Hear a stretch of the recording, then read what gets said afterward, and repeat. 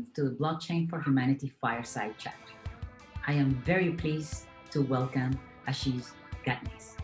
He's the co-founder and CEO of BanQu. Ashish has been recognized for groundbreaking, for-profit, and for-purpose innovation. We're going to hear all about this through BanQu.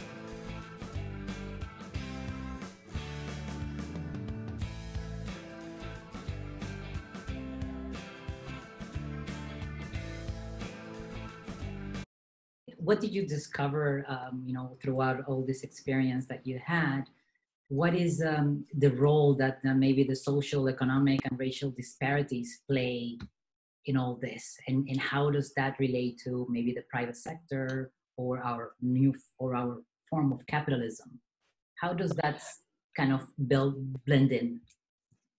I think it's a very fundamental thing that I have discovered over the last 6 or so years, which is that who you are doesn't really matter, and what really matters is the recognition of what you do, which is kind of this, and I'll use an example, right? So when I came to the U.S. legally, if anybody's listening, these days you got to clarify that. After the first month, I had I'd come legally, I had a job. I came on a work visa, and I was able to, at the end of the month, show my rent receipt, show my phone bill, and my pay stub. And I was able to open a bank account, right? And this is 1994. And the reason why that's critical, at least for me, is that in an interesting way, I had to have the documentation to prove my existence of who I was in the lens of what I had done. Yet, and this is going to, and you might have heard this example before because I very openly talk about it, fast forward in 2014, so 20 years later, right, in Congo, I ran into this issue where a mother farmer, and women are smarter than men, she wanted to open a bank account and the local bank refused. And for me, that was a shocking disparity that was tied to gender, tied to poverty, tied to race, the color of your skin. And I said, if this mother is growing amazing coffee and cacao and you pay $8 or $10 in New York for a latte that says fair trade, it's totally not true because she is invisible in the supply chain, right? So for me, I think, I've anchored in this premise that if that mother can prove her existence in the supply chain with full dignity, full equality, then we would have done something amazing. Otherwise, all we're trying to do is put Band-Aid on the problem. It seems to me that that's exactly what we have done so far. And it doesn't look like, there is enough traction going in a different direction, but we have started. Yes. We made a ton of progress, right? 100%. And I'm not, I'm always hungry. I'm always curious, right? Like Steve Jobs said, you got to be hungry and be curious. And for me, yes, the internet came to people in poverty, right? Yes, mobile money came to people in poverty. Yet, if you are that mother in the Rohingya refugee camp in Bangladesh today, you probably have a cell phone. Yet, exactly. You are a number in 4 different United Nations database.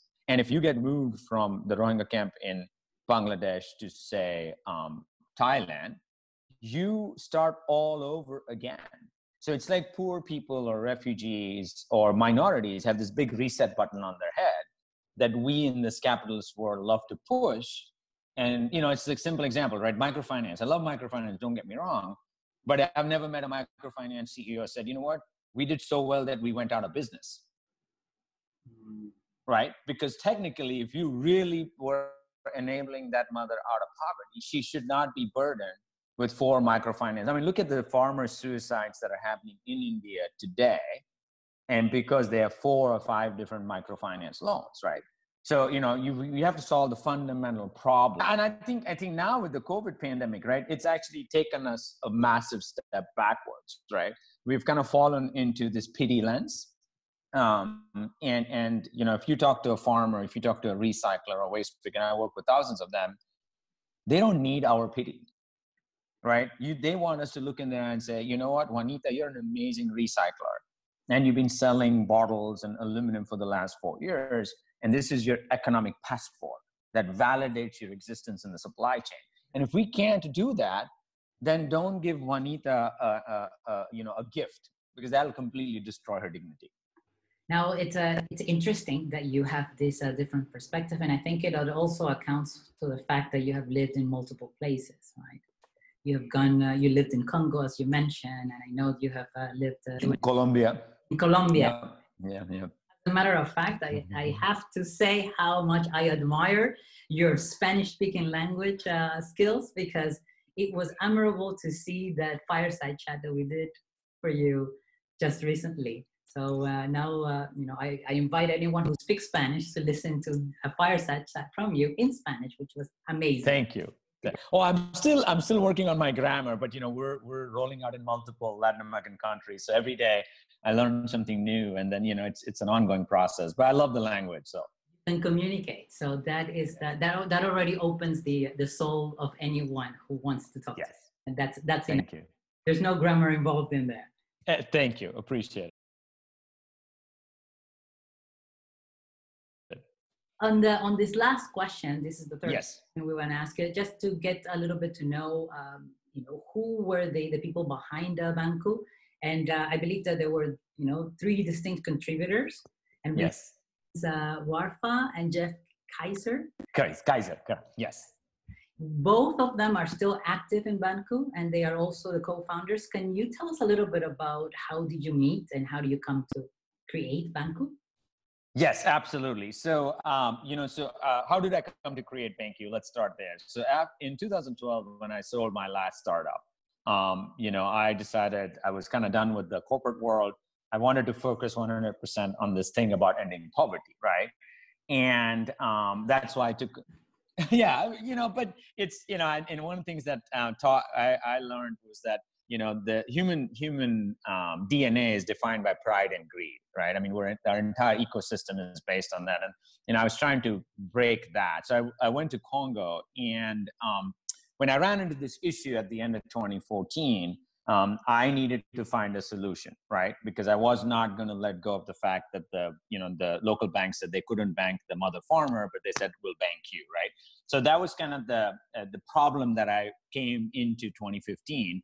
And now connecting my co-founders, my previous startup I was involved was with one of the co-founders, Jeff Kaiser.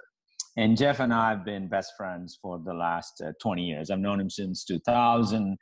We worked together on multiple startups, multiple projects, and probably one of the smartest operations genius you'll ever meet, and extremely high integrity. And, we'd worked together almost for 15 years at that point in time. And to be honest, I trust him over me when it comes to business operations and things like that. So he was kind of the logical person. And especially when I was in and out of Congo, I would always come back and we would have breakfast, and, I'd be crying because of all the misery I had seen. And, we were just thinking about it. And when I ran into this problem, he was my first call. I'm like, hey, let's try to put the band back together. And so that was, and he's very practical, very tactical, but he's a genius in terms of, I come up with this crazy idea and we wouldn't have a company today without him, right? It's plain and simple, right? You need, it's like everybody cannot be a chef, right, in a restaurant. So he is kind of the heartbeat of the product, right? All the crazy stuff that comes out of my head. So that's him. Now, when I was doing the Congo work in 2013 and 14, I ran into Hamze, and Hamze was working for a foundation at that point. But his story, we kind of met at a event, we were presenting at an event around not-for-profits and things like that. And Hamze's story blew me away. So Hamze is a Somali, and his family was killed in Mogadishu. And he spent 3.5 years as a refugee. And this part is critical because it ties to the DNA of BanQu, is that he had spent 3.5 years in the Dadaab refugee camp, and he was a number. Okay. So when I started looking at how do we solve this BanQu problem, that I had run into in Congo, I started talking to Hamze, and Hamze opened up my eyes because he said, it's not about just the farmers. It's about refugees. It's anybody in the last mile. So I started traveling the world, and he and I went to the refugee camp that he had spent 3.5 years. And believe me, when we got there, he just dropped his knees and started crying because he was lucky, he got out, came to the US and everything, he got the lottery and everything. But when we got there, he said nothing had changed. And it is the longest running refugee camp in the world. It's called Dadaab. It's been 25 years now. And here's the key piece. All the things that happened to him in the refugee camp, right, and continue to happen to refugees in refugee camps, they cannot prove their existence in the refugee camp.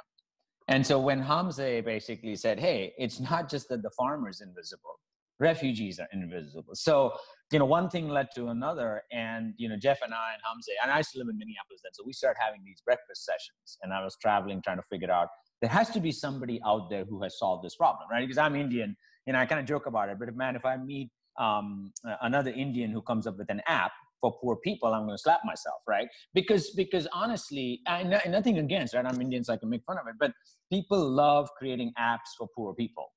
And there's a fundamental flaw in that, which is you then have poor people's data, right? You basically are taking that credit for, hey, whereas we did not want to do that. So, when Hamza, Jeff, and I started looking at it, we realized, wait a minute, nobody has solved this. If we can solve this problem using a very simple explanation, which is every time the mother sells a bag of coffee via SMS, she will get a secured receipt of quality, quantity payout that nobody can ever take away. We would have changed the world. And, people thought we were crazy, right? But, my entire life's defined by crazy. And so we took the leap of faith, and people laughed at us. I'm not kidding. In 2016, without, kind of taking people's names, I've been in meetings where people laughed at us and said, wait a minute, so you're going to be a for-profit, for-purpose software company that creates sustainability in the supply chain and pull people out of poverty. And they said, why don't you just start an NGO? I'm like, no, it's not. I don't want to repeat the same thing. So kind of give you a long answer, but that's how the three of us, got together. And now Hamza actually is also helping immensely with the racial inequality in Minneapolis. He's part of the cabinet. He's also a co-founder, but he's deeply rooted in that sense that people need to be treated equally. It seems like you had the right recipe for the three of you to create. Yes. Right? It brings everyone with the right skill set to do this. And also, it seems to me like you're also aligned in kind of a vision and a purpose. It seems. Oh, absolutely. Well. And, our vision is simple, right? 100 million people enabled out of poverty and $100 million in revenue, right? And no shame. I have no shame because I charge the brands, and I challenge any brand to say, if you don't know who your mama farmer is, if you don't know who your recycler is, call us, right? And because we're not giving away anything free to the recycler or the farmer, we're helping your brand become strong, but with a level of dignity and equality. That's exactly it. So now we're going to move on to the second segment.